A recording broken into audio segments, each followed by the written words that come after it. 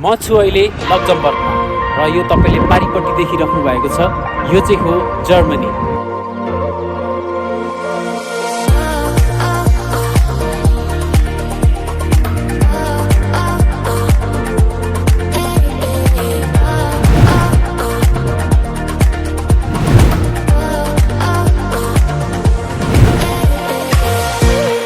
Welcome back to my other video र तपाईहरुलाई स्वागत छ मेरो फेरि अर्को नयाँ भिडियोमा। र म आज तपाईहरुलाई फेरि लक्जमबर्गको अर्को एउटा नयाँ गाउँ लिएर आइसकेको छु र आज हामी घुम्ने छौँ लक्जमबर्ग।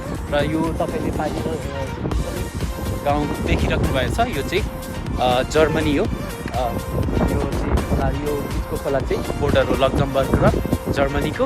अहिले म छु लक्जमबर्गमा र तपाईले देखिराख्नु भएको छ पारी त्यो चाहिँ हो जर्मनी।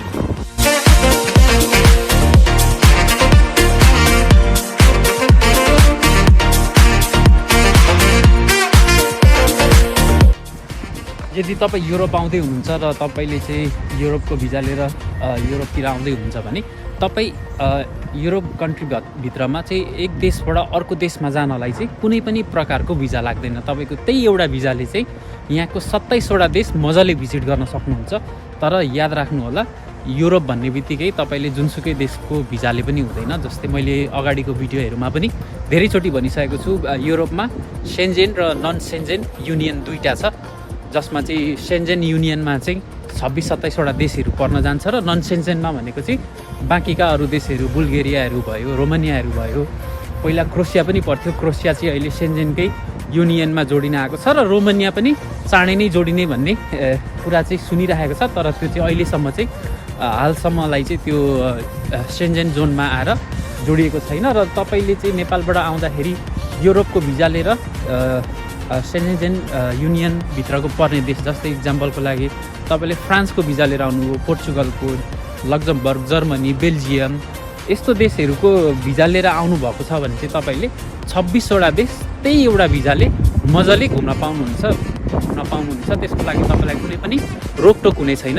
र जस्तै अहिले म छु यहाँ लक्जमबर्गमा र पारी देखिराख्नु भएको छ यो जर्मनी र लक्जमबर्ग र जर्मनीलाई छुटाउने बोर्डर भनेको यो बिचको नदी भइहाल्यो। र जर्मनी जानु पर्यो भने चाहिँ त्यहाँ तपाईँले पछाडि पुल देखिराख्नु भएको छ ब्रिज, यता लक्जमबर्ग भयो, यता जर्मनी भयो। हामी त्यहाँबाट मजाले आरामले हिँडेर साइकलमा गाडीमा जुन तरिकाले पनि हामी जान सक्छौँ।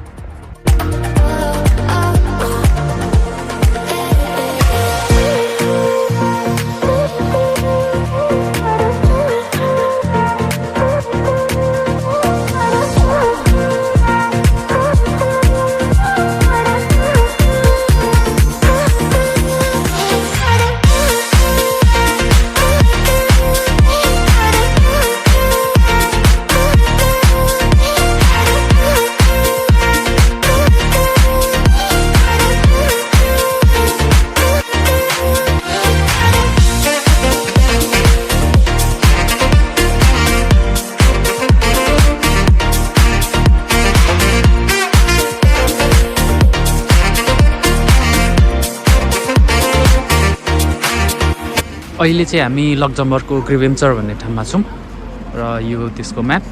अहिले हामी भएको ठाउँ चाहिँ यो हो ग्रिभेन्चर र यहाँदेखि यता यो पारी देखिराख्नु भएको चाहिँ यो जर्मनी हो। र मैले अघि बिचमा एउटा खोला देखाएको थिएँ नदी, यो चाहिँ हाम्रो जर्मनी र लक्जमबर्गको बिचमा रहेको एउटा बोर्डर हो।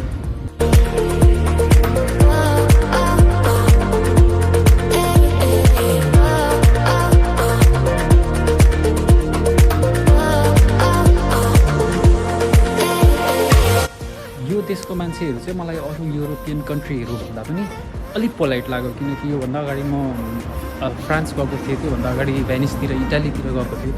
अरू देशको मान्छेहरू, पोर्चुगलको मान्छेहरू, अन्य युरोपको देशहरूको मान्छेहरूको अलिक बोल्ने तरिका चाहिँ अलिक खडुस टाइपको लाग्यो कि यसो मेरो बुझाइअनुसार। तर यो देशमा चाहिँ म आएको लगभग एक हप्ताभन्दा बढी भइसक्यो। तर पनि मैले जति पनि मान्छेहरू भेटेँ सबै मान्छेहरू प्रायः पोलाइट तरिकाले बोल्ने, एकअर्कालाई चाहिँ अलिकति रेस्पेक्ट गर्ने, होइन, अलि मजाले राम्रो ट्रिट गर्ने। अरू देशमा पनि त्यस्तो नराम्रो ट्रिट गर्ने चाहिँ होइन, तर बोल्ने तरिकाहरू चाहिँ यो देशको मान्छेहरूको चाहिँ अलिकति पोलाइट, अलिक जेन्टलमेन टाइपको लाग्यो।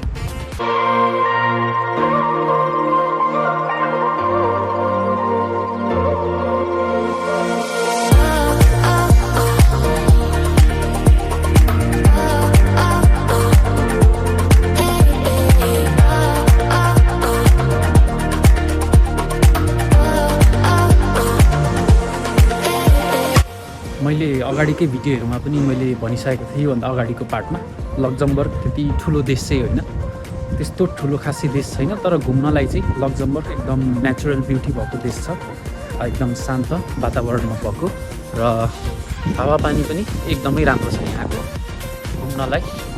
तपाईँलाई एकदम स्विजरल्यान्ड नर्वेवाला भाइब दिन्छ। सो लक्जमबर्ग घुम्नको लागि one of the best country लाग्यो मलाई चाहिँ अहिलेसम्म मैले घुमेको युरोप कन्ट्रीहरूमध्ये।